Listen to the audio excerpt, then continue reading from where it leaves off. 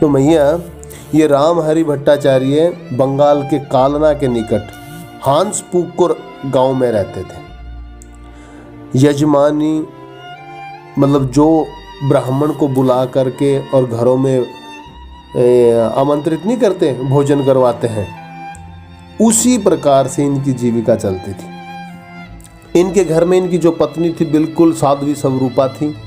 एक पुत्र के सिवाय और कोई नहीं था, इनका एक ही बेटा था। राम हरि का हृदय भगवान मतलब साक्षात प्रभु को ये मानते थे कि ये सृष्टि ही पूरा मेरे इष्ट मेरे प्रभु का ही स्वरूप है, और इस संसार में जो कुछ होता था उनको भी ये पक्का दृढ़ विश्वास था कि प्रभु की इच्छा के सिवाय एक पत्ता भी नहीं हिल सकता। अगर मैं यहाँ से उठ के और कहीं जा रहा हूँ तो ये प्रभु चला रहे हैं। अगर ये जो गैया मैया है अगर ये पानी पी रही हैं तो ये प्रभु की इच्छा है, इसमें भी प्रभु विराजमान है।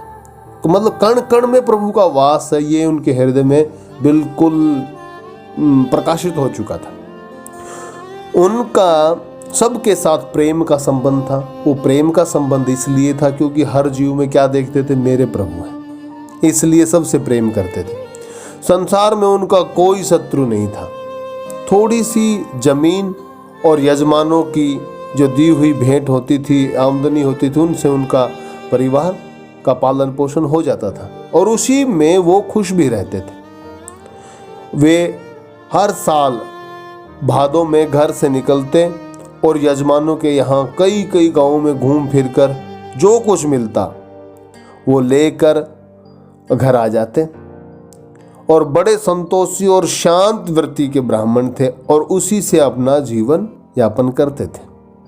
राम हरि महाराज जी वे सदा की भांति इस वर्ष भी भादों लगते ही घर से निकल पड़े, और इस साल बरसात थी तो वो देरी से शुरू हुई थी, इसलिए इन दिनों आकाश लगातार काली घटाओं से घिरा रहता था और रोज ही बारिश होती थी, वर्षा होती थी। राम हरि महाराज ने इन दिनों और कोई ध्यान नहीं दिया और वे भगवान का नाम लेकर सदा की भांति, हर साल की भांति, जैसे समान रूप से जो चलते हैं ना, एक गांव से दूसरे गांव आने जाने लगे। बर्दवान से कालना तक पक्की सड़क है। एक दिन संध्या से कुछ ही पूर्व, शाम होने से पहले, राम हरि महाराज उसी सड़क पर दुर्गति से बढ़े चले आ रहे थे। मतलब दुर्गति नहीं, तेज गति से, दुर्त गति, तेज गति से चले आ रहे थे, और गांव अभी 4 कोस दूरी पर था। आंधी पानी से भरी हुई भयावनी रात के डर से बचने के लिए वे थोड़े थोड़े से दौड़ भी रहे थे बीच में, और राम हरि जी को अंदर ही अंदर कुछ भय सा लग रहा था। वो भय किस प्रकार का था वो पता नहीं था उनको कि भय क्यों लग रहा है। जब पूरे संसार में प्रभु को देख रहे हैं, लेकिन ये मन में उनकी बात चल रही थी कि भय किस प्रकार का है। तो राम हरि जी शरीर का पूरा बल लगाकर तेजी से चलने लगे। चिंता और डर से उनका शरीर कांप रहा था। रात पड़ गई और परंतु तूफान के शांत होने का नाम नहीं था। जैसे जैसे रात मतलब समय आगे बढ़ रहा, तूफान भी बढ़ ही रहा था, कम होने का नाम नहीं लगा। और जो बारिश की जो झड़ी लगी थी ना, वो भी बढ़ रही थी। आंधी के झटके जो बड़े बड़े पेड़ थे उनको हिला रहे थे, डालियां टूट टूट कर गिर रही थी। उन पर बैठे हुए पक्षी भी बेचारे जो चिल्ला रहे थे, क्योंकि उनको भी तो रात्रि काटनी थी ना। अब स्थिति ऐसी आ गई थी कि उनको ना तो कुछ दिखाई दे रहा था, और कुछ आंधी इतनी तेज थी कि वो कातर हो गए थे और चिल्ला रहे थे। इससे रात्रि का जो स्वरूप था, जो एक दृश्य था रात का, वो और भयंकर हो गया।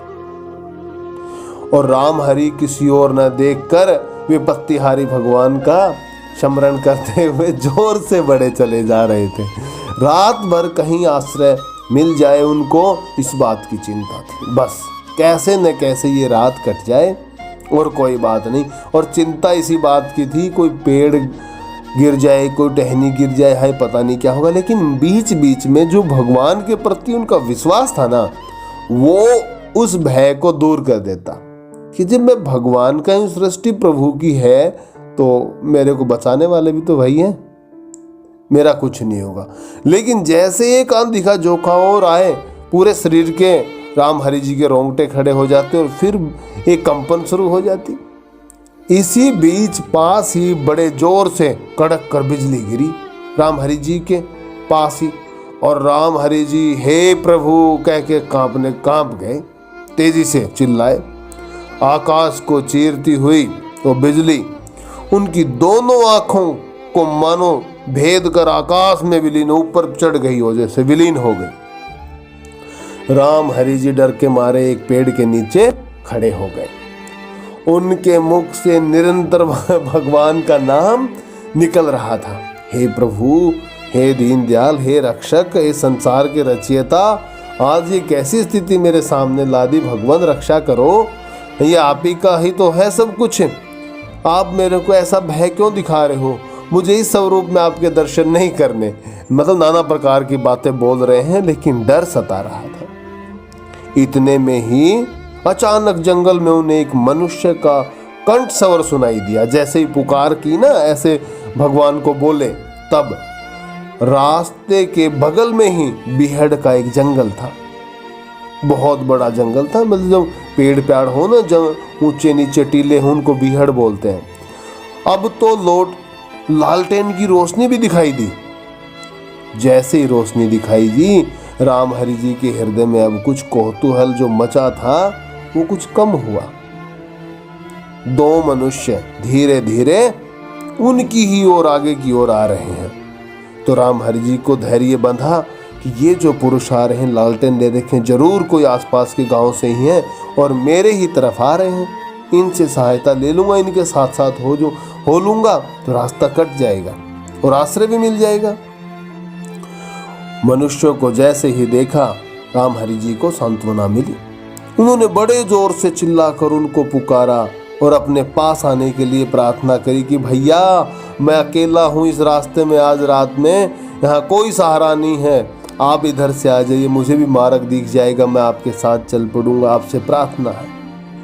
तो उनकी पुकार सुनते ही वे दोनों पुरुष उनकी तरफ आगे बढ़ने लगे और जल्दी जल्दी चलकर वे दोनों ही उनके पास पहुंचे, क्योंकि राम हरि जी की जो पुकार थी ना, उनमें कुछ भय महसूस हो रहा था उनको, इसलिए वे जल्दी की जल्दी उनकी तरफ आगे बढ़ रहे थे और पहुंचे। वे साधारण गांव वाले लगते थे, ग्रामीण से लगते थे, शरीर मजबूत और बलवान थे। उनके एक हाथ में लालटेन और छाता तथा दूसरे में लंबी लाठी थी। राम हरि जी उन्हें देखकर मन ही मन कुछ डरे। रुपए पास होने पर भी डर लगता ही है, और वो तो जो उनके यजमान थे उन्होंने कुछ भेंट दे रखी थी। जिस प्रकार चील मांस को देखकर ही पीछे लगती है, इसी प्रकार चोर डकैत भी रुपयों के पीछे लगा करते हैं।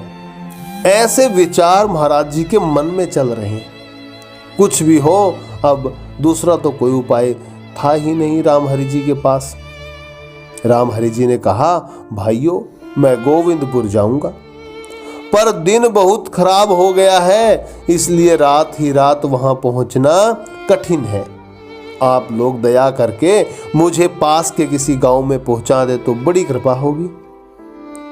राम हरि जी ने बड़े विनम्रता पूर्वक ये वचन उनको ऐसी प्रेम भरी वाणी से कहे कि ना चाह के भी कोई आदमी अगर सरल प्रेम की भाषा हो तो मदद ना करना भी चाहे तो मदद कर देता है। तो राम हरि जी की बात सुनकर उनमें से एक ने विनय के साथ कहा, पंडित जी, हमारा घर यहाँ से बहुत नज़दीक है, आप यदि रात भर हमारे घर विश्राम करें तो आपको कोई कष्ट नहीं होगा, आप चिंता ना करें, हम भी अपना अहोभाग्य समझेंगे आप हमारे घर पधारोगे तो। और सुबह होते ही जहां जाना हो चले जाइएगा। उनके ऐसे विनीत वचनों से राम हरि जी का जो भय था अंदर, जो एक डर बना हुआ था, वो दूर हो गया और वे उनके पीछे पीछे चलकर एक टूटी फूटी इमारत के सामने आकर खड़े हो गए। उनमें से एक ने जोर से पुकारा, अरे धन्ना, जब द्वार नहीं खोला ना, बाहर से पुकार रहे थे, तो एक ने जोर से पुकारा, अरे धन्ना, अरे धन्ना। जब द्वार नहीं खुला तब वे दोनों जोर जोर से धन्ना ओ धन्ना पुकारने लगे। तो थोड़ी देर बाद दरवाजा खुला और एक भीषण विशाल कायाकृति का नवयुवक बाहर निकला, राक्षस की तरह। युवक को देखकर एक ने कहा, धन्ना, आज की यात्रा सफल हुई, अतिथि सत्कार का अवसर मिल गया। धन्ना ने बड़ी ही अटपटी दृष्टि से रामहरि जी की ओर देखकर कहा, तब तो भोजन की व्यवस्था करूं। रामहरि जी उनका रंग ढंग देखकर समझ गए, जरूर दाल में कुछ काला है। बेचारा डरा हुआ तो पहले ही था, और जैसे जैसे स्थिति, उनकी बोलचाल, उनके शब्दों का रंग ढंग, उनके शरीर का जो रूप रंग था और उनकी जो नेत्रों की, आंखों की जो शैली बनी हुई थी, जो देख रहे थे, देखने का ढंग था, महाराज जी का हृदय धड़कने लगा और मन ही मन आर्त भाव संकटहारी अपने प्रभु श्याम सुंदर का स्मरण करने लगे। प्रभु, वहां से निकाला तो यहां फंसा दिया। मैं तो वहीं उसी रूप में दर्शन नहीं चाहता था, आप इस रूप में सामने आगे मुझे बहुत डर लग रहा है, इस रूप में दर्शन ना दे। बार बार यही बात महाराज जी फिर मन ही मन कर रहे हैं। परंतु बाहर से इस भाव को छिपाकर उन्होंने इतना ही कहा, मैं आज कुछ भी नहीं खाऊंगा, और वर्षा थम गई तो रात को ही चला जाऊंगा। धन्ना ने उनकी बात सुनकर कुछ नहीं कहा और उन्हें खींचकर अंदर ले गया। वे दोनों मनुष्य भी पीछे पीछे अंदर चले गए। रामहरि जी ने देखा चारों ओर जंगल सा है, बगल में एक ही घर है। धन्ना रामहरि जी को घर के बीच के कोठरी में ले गया और उन्हें तख्ते पर विश्राम करने के लिए कहकर वहां से चल दिया। रामहरि जी तख्ते पर बैठे थर थर कांप रहे थे। हाय, किस अशुभ मुहूर्त में घर से निकला और जंगल में इनसे सहायता ही क्यों चाहिए। आज तो मेरे प्राण इन डकैतों के हाथों से नहीं बचेंगे। हे प्रभु, बचाने वाले भी आप ही हैं, आप ही रक्षा करो, आपके सिवा तो कोई और बचा ही नहीं सकता। और धन्ना रामहरि जी थर थर कांप रहे थे। बगल की कोठरी से बातचीत की आवाज सुनाई दी। बीच में एक पतली सी दीवार थी, इससे प्राय सभी बातें सुनाई पड़ रही थी। कौन क्या बात कर रहा है, उन्होंने कंठ स्वर से पहचान लिया कि बातचीत करने वालों में दो व्यक्ति वही हैं जो जंगल में मिले थे, और तीसरा वो राक्षस धन्ना है। बातचीत के सिलसिले में पता लगा कि इन दोनों की नाम हारण और तीन कोड़ी है। एक का नाम हारान और दूसरे का तीन कोड़ी है, तथा धन्ना हारान का लड़का है। हारान ने कहा, देखो तीन कोड़ी, मालूम होता है ब्राह्मण है, गले में जनेऊ है, फिर ब्राह्मण हत्या का पाप लगेगा।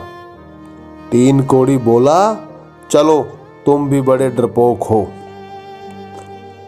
अरे गाड़े में सूप का क्या भार, अब तक ऐसे कितने ब्राह्मणों का पाप लगा होगा, एक और सही। ये शब्द जैसे ही रामहरि जी ने सुने तो रामहरि जी की दशा देखने वाली थी कि आज तो बचना बहुत ही मुश्किल है प्रभु, महाकाल सामने ही है, अब नहीं बचा जाएगा। अब वो फिर बात करने लगे, इसके पास पैसे तो काफी मालूम होते हैं। धन्ना बीच बीच में बोल उठा, तुम लोगों को कुछ भी चिंता नहीं करनी पड़ेगी, एक ही चोट में काम तमाम कर दूंगा। जैसे ही रामहरि जी ने ये सुना कि एक ही चोट में काम तमाम कर दूंगा, रामहरि जी के आधे प्राण वहीं सूख गए थे। और रामहरि जी को जब पकड़ा था ना हाथ से और अंदर खींच के ले गया था, तभी धन्ना की ताकत का भी एहसास हो गया था वो बात भी याद आने लगी। फिर उसके बाद धन्ना कहता बस जरा उसको सो जाने दो, नींद आ जाए। हारान ने कहा चुप रह, इतना चिल्लाता क्यों है, सुन लेगा तो कहीं सरक निकलेगा। धन्ना ने कहा भागेगा कहाँ, इन हाथों में पकड़कर भाग निकलना बड़ा आसान है ना। बातचीत सुनकर राम हरि जी के प्राण सूख गए मैया। अब राम हरि जी जो कंपन थी ना वो कंपन नहीं आ रही, लेकिन डर का पहाड़ टूट पड़ा। मन में आया भाग निकलूं, पर धन्ना के शब्द याद आ गए कि भाग निकलना आसान नहीं है। सोचा वह सब और देखता होगा, फिर इस अनजान जंगल में भागकर जाऊंगा भी तो कहां, वे दुष्ट ढूंढ कर मार ही डालेंगे। आज तो बचना मुश्किल है राम हरि, और इस राम और हरि को बचाने वाले वो राम और हरि ही हैं, बाकी कोई नहीं बचा सकता। लेकिन अब मेरे को पूर्ण रूप से पता लग गया कि आज ये प्राण पखेरु हो ही जाएंगे, अब बच नहीं पाऊंगा, मेरा अंतिम समय आ गया। बाहर अब भी मूसलाधार बारिश हो रही थी। जो झड़ी लगी थी वो कुछ घटी थी, परंतु अभी और सब बातें वैसी की वैसी थी। जो आंधी चल रही थी वो वैसी चल रही थी। अंधकार बढ़ गया था, आकाश का कुछ भाग बादल से फटे थे, फिर हो जा रहे थे, हवा के कारण आगे पीछे हो रहे थे। बिजलियां वैसी चमक रही थी, और साथ ही दूर से वज्रपात भीषण ध्वनि, जो बिजली गिर रही थी उसकी जो आवाज थी वो और डरावनी थी, डरा रही थी राम हरि जी को। मानो राम हरि जी के लिए मृत्यु का समाचार लेकर आ रही हो कि राम हरि जी आज आपका आखिरी दिन है। पास ही में एक कदम का पेड़ था, वृक्ष था, लता थी। उसकी सुगंध लेकर बीच बीच में ठंडे पवन का झोंका आता था। राम हरि जी को अपने श्याम सुंदर के मंदिर का बगल का कदम वृक्ष याद आ गया। आहा, उसमें भी हजारों फूल खिले होंगे, और वायु की जो गंध है, वायु के साथ जो गंध है, उसी प्रकार सब और बिखेर रहा होगा, और सब उसका लुत्फ उठा रहे होंगे। मेरी पत्नी बच्चे को हृदय से लगाकर निद्रा में मेरे लौटने का सौपन देख रही होगी, और मेरे प्राणधन श्याम सुंदर, मेरी बड़ी साधना के महती स्वामी श्याम सुंदर, हाय आज यदि मैं इस सुनसान जंगल में डाकुओं के हाथों मारा गया तो मेरे श्याम सुंदर फिर तुम्हारी पूजा कौन करेगा, सेवा कौन करेगा। देखो वो सुगंध तो आपको मिल रही है, लेकिन मुझे यहाँ तक पहुँचा रहे हो तो मेरे प्राणों की रक्षा भी करो। मैं जिन ब्राह्मणों को पूजा का भार दे आया था, मेरी अनुपस्थिति में पता नहीं वे सुचारू रूप से तुम्हारी पूजा कर रहे हैं या नहीं। हाँ श्याम सुंदर, तुम तो पाषाण की मूर्ति मात्र नहीं हो, तुम्हारे उस नील कमल से सांवरे शरीर में अनंत करुणामयी दिव्य नित्य करोड़ों सूर्य विराजमान है, चंद्रमा विराजमान, पूरी सृष्टि विराजमान है। तुम्हारे उस स्वरूप का वर्णन मैं कर नहीं सकता, और निरंतर आप प्राणियों का कल्याण करने वाले हो। बोलो बोलो हे मेरे श्याम सुंदर, तुम्हारे इस शरणागत दीन ब्राह्मण का यह नश्वर शरीर इस अज्ञात जंगल में शियार कुत्तों के खाने के काम आएगा। जब पूरा संसार आप में है तो मैं इस संसार से अलग नहीं हूँ, मैं आपसे अलग नहीं हूँ, मैं भी तो आप ही का हूँ, मेरी रक्षा कीजिए। राम हरि जी के नेत्रों से आंसुओं की धारा बह चली प्रभु को याद करके। वे उन्मत्त की भांति श्याम सुंदर कहकर रोने लगे। उनका रोना भी ऐसा था कि मानो प्रभु का हृदय चीर दे, बहुत कष्ट पा रहे हो ऐसा था। बगल की कोठरी में 3 कोड़ी और हारान बातचीत में लगे थे। उनकी नजर ब्राह्मण पर लगी थी, पर थकावट के कारण इन्हें बीच बीच में जमाइयां आ रही थी। आखिर उन लोगों ने यही सोचा कि धन्ना के हाथ से काम नहीं कराना। हारान ने कहा, तब मैं ही काम निपटाऊंगा। देखो ब्राह्मण सो गया या नहीं, कोई आवाज तो नहीं सुनाई देती। यह कहकर हारान ने जाकर देखा और राम हरि जी उस समय प्राण भय से व्याकुल हुए चादर ओढ़े दुब के पड़े थे। मन ही मन अपने श्री श्याम सुंदर की करुण प्रार्थना चल रही थी, प्रार्थना कर रहे थे। हारान ने धीरे से कहा, तीन कोड़ी नींद तो आ गई है, फिर देर क्यों करें। आपस में बात कर रहे हैं कि वो ब्राह्मण सो गया होगा, उसको नींद भी आ गई होगी, तो क्यों ना उसको अभी काम तमाम कर दिया जाए, उसको जाने दें, अब उसका जाने का समय आ गया है। तो तीन कोड़ी बोला, शायद जागता हो, कुछ और देर ठहर जाओ।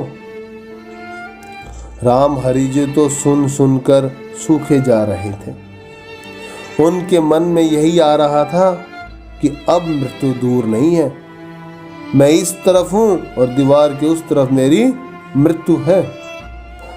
ना जाने आज विधाता ने मेरी मृत्यु किस प्रकार सोच रखी है, यही तो जब मृत्यु आएगी तभी पता चलेगा।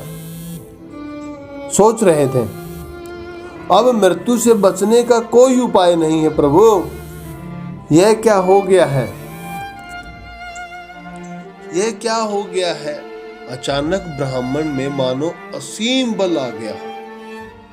कदम्ब का वृक्ष जो घर में चूल्हे के पास ही था, बरसात के कारण उसमें पत्ते खूब आ गए थे। पेड़ बहुत घना और विशाल था, पत्तों की आड़ में छिपने की बहुत सी जगह थी। राम हरि जी ने क्या किया, चादर छोड़कर धीरे धीरे उठे और तुरंत पर पेड़ पर चढ़कर छिप गया। इधर शराब पीते पीते नशे में हारान ने कहा, धन्ना आज तुझे खांडा नहीं चलाना पड़ेगा, ये ब्रह्म यज्ञ मैं ही करूंगा। और मालूम होता है अब गहरी नींद में है। मन ही मन झल्लाने पर भी धन्ना कुछ बोला नहीं। हारान ने धन्ना के हाथों से खांडा लेकर धार देखी, फिर तीनों मिलकर ताड़ी पर ताड़ी चढ़ाने लगे, पीने लगे। नशा बढ़ने लगा, धन्ना कुछ ज्यादा ही पी गया, उसे नींद आने लगी। झूमता हुआ वह बाहर निकला और जिस तख्ते पर राम हरि जी सोए थे, जाकर उन्हीं की चादर ओढ़कर वहीं पड़ गया।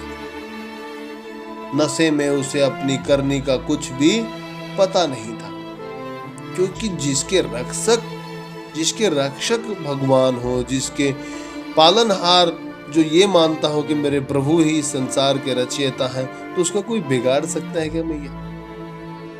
वह बेहोश हो गया उसी तख्ते पर। कौन, धन्ना। तीन कोड़ी और हारान ने हरी मिर्च और सत्तू की चाट मुंह में लेकर फिर ताड़ी चबानी शुरू की। उनको नशा हो गया था पूरा, उनको ये नहीं पता चल रहा था कि मिर्ची खा रहे हैं क्या खा रहे हैं, तो बेशुद्ध हो गए थे, पूरा नशा हो गया था। झूमता हुआ हिलता हुआ हारान धार दिए हुए खंडे को लेकर बगल की कोठरी में पहुंचा। ये सब राम हरि जी कदम्ब पर चढ़े कोठरी में रखी हुई लालटेन की उस थोड़ी सी रोशनी के उजारे में अपनी आंखों से देख रहे थे सारा दृश्य, और मन ही मन प्रभु को पुकार रहे थे, क्योंकि इतने डरे हुए थे। उनको पता था कि अपने मेरे श्याम सुंदर के सिवाय मेरा आज कुछ भी कोई नहीं बचा सकता, इस जंगल में है ही कौन उनके सिवाय। हारान और तीन कोड़ी ने समझा तख्ते पर वो ब्राह्मण सोया हुआ है, तो नशे में चूर थे। और जब पाप की वो सीमा बढ़ जाती है ना, तो पापी के हाथों कुछ न कुछ ऐसा होता ही है। हारान ने पूरा जोर लगाकर खंडा चलाया और उसी क्षण धन्ना का सिर धड़ से अलग होकर धड़ाम से नीचे गिर पड़ा। धन्ने को मार दिया, अपने ही बेटे को। हारान ने, बेटा था हारान का, दोनों बेटे थे, ये तीन कोड़ी और ये। अब क्या हो गया, अब तो जो दृश्य देखा उसे याद करते ही हृदय कांपता है। हारान और तीन कोड़ी ने भय भरी आंखों से देखा, अरे ये तो धन्ना का सिर है। बस उसी क्षण सारा नशा एक क्षण में उतर गया और खांडे को दूर फेंककर हारान अपने प्यारे पुत्र धन्ना के सिर को छाती से लगाकर पागल की भांति रोने लगा। तीन कोड़ी ने इधर उधर ब्राह्मण को बहुत खोजा पर कहीं पता नहीं चला। वहां ऊपर बैठे हुए राम हरि जी ने सोचा, अरे मूर्खो, अपना धन्ना का सिर कटने के बाद स्थिति ऐसी हो गई थी कि छाती से लगाकर हारान अपने बेटे के सिर को दहाड़े मार मार के रोने लगा। खंडा फेंक दिया, सब नशा उतर गया। तीन कोड़ी उधर उधर ब्राह्मण को बहुत खोजा पर कहीं नहीं लगा, मिले ही नहीं, कहीं छुप गए थे। राम हरि जी तो प्राण भय से अत्यंत व्याकुल होकर श्याम सुंदर का चिंतन करने लगे थे। उस समय जो स्मरण की स्थिति रही होगी, किन भावों से वो स्मरण हो रहा होगा, उसका अनुमान तो वैसी स्थिति में स्वयं पड़े बिना कोई लगा नहीं सकता, उसका अंदाजा लगाया जा ही नहीं सकता। धन्ना के शव को लेकर जब वे लोग टूटे घर से निकलकर जंगल में गए, तब ब्राह्मण के प्राणों में प्राण आए। तब तक जो वर्षा की झाड़ी लगी थी वो बहुत कम हो गई थी और रात भी थोड़ी ही शेष बच गई थी। ब्राह्मण देवता मारे डर के धीरे धीरे पेड़ से नीचे उतरे और इधर उधर ताकते हुए, चौकन्नी दृष्टि से देखते हुए घर से निकलकर चल क्या दिए, मानो पीछे कोई मृत्यु ही लगी हो। उस भय से बेचारे इधर उधर, कहीं पे पैर टिक रहे हैं, कहीं पे नहीं, बस उस रास्ते को, उस जगह को किसी तरह काटना चाहते थे, निकलना चाहते थे वहाँ से, और अंत में उनको रास्ता मिल गया, वो मार्ग मिल गया। प्रभु की कृपा से ही वो मार्ग मिला, उन्हीं के द्वारा दिखाया गया वो मार्ग था। हारान और तीन कोड़ी दूसरी ओर गए थे, इसलिए इन पर कोई विपत्ति नहीं आई। और कुछ दूर धीरे धीरे चलकर राम हरि जी ने फिर दौड़ना शुरू कर दिया, क्योंकि अंदर भय के मारे पूरा हृदय कांप रहा था, शरीर कांप रहा था। पक्की सड़क पर कैसे न कैसे पहुंच ही गए अंत में। उस समय कई लोगों का और भी साथ हो गया। तब कहीं उनके हृदय में एक जो साहस या चैन की जो एक सांस ली उन्होंने, और अपने आप को सुरक्षित समझा। राम हरि जी भगवान से अपने श्री श्याम सुंदर का गुणगान करते करते, गाते गाते सीधे घर पहुँचे। घर पहुँचकर अपनी धर्म पत्नी को पूरा वृतांत सुनाया और कहा कि भाग्यवान, जो संसार में लेके आए थे प्रभु, वो मेरा पहला जन्म था। गुरु शरण कराई, वो दूसरा जन्म था। आज तीसरी बार डाकुओं राक्षसों के हाथ से जो मेरी जान बचाई है, ये मेरा तीसरा जन्म है। मेरे प्रभु धन्य हैं, धन्य हैं, धन्य हैं इस अधम की जो रक्षा की है, इस ब्राह्मण की जो रक्षा करी। और ऐसे करते करते निरंतर हर दिन एक भक्ति की जो अपार प्रगाढ़ स्थिति में पहुंच गए और प्रभु का नाम लेते लेते मृत्यु लोक से शरीर त्याग कर प्रभु के धाम में चले गए और प्रभु को ही पा लिए, प्रभु में ही हो गए हैं, प्रभुमय हो गए हैं। ऐसे संतों को बार बार नमन है, प्रणाम है। श्री हरिवंश।